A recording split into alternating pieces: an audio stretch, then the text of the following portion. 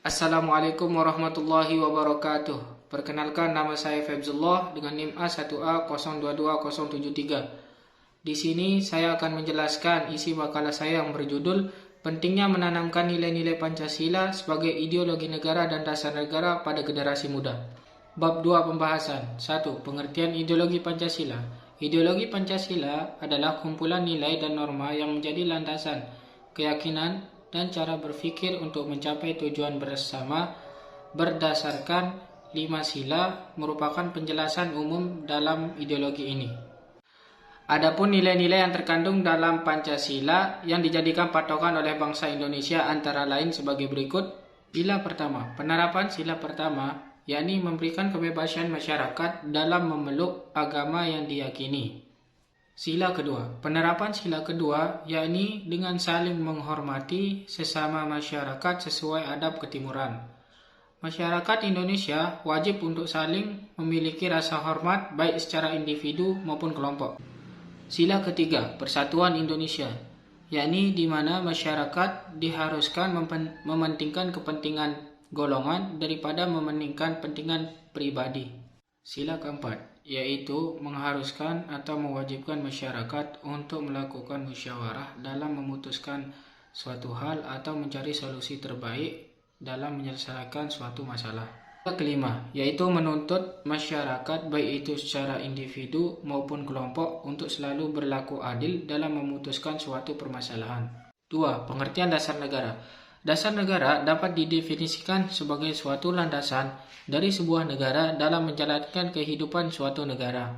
Dapat dikatakan bahwa saat suatu negara tidak memiliki dasar negara, berarti negara tersebut tidak memiliki pedoman atau landasan berbangsa dan bernegara. Untuk mencapai tujuan dan cita-cita yang sama di masa yang akan mendatang, Indonesia menggunakan Pancasila sebagai dasar negara. 3. Latar belakang Pancasila sebagai ideologi negara dan dasar negara. Sejarah lahirnya Pancasila sebagai ideologi negara dan dasar negara adalah Pancasila.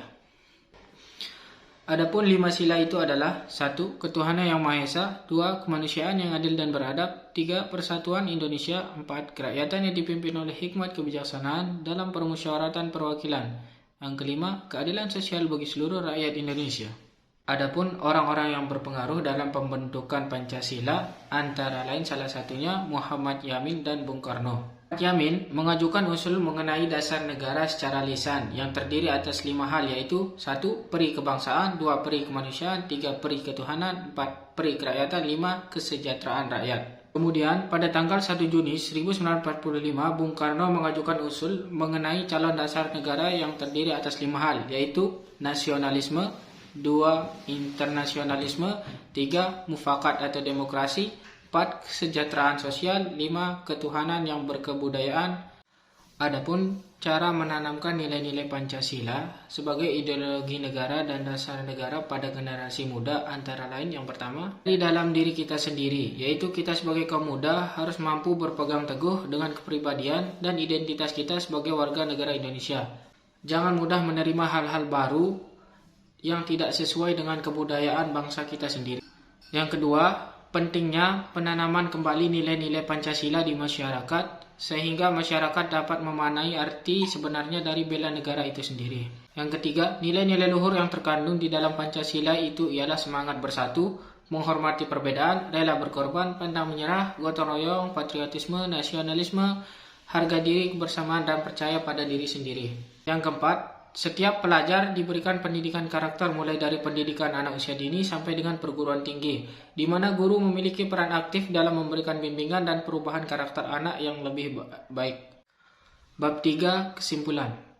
Perkembangan zaman yang terjadi di era ini menyebabkan beragam budaya dan ideologi masuk secara bebas ke Indonesia.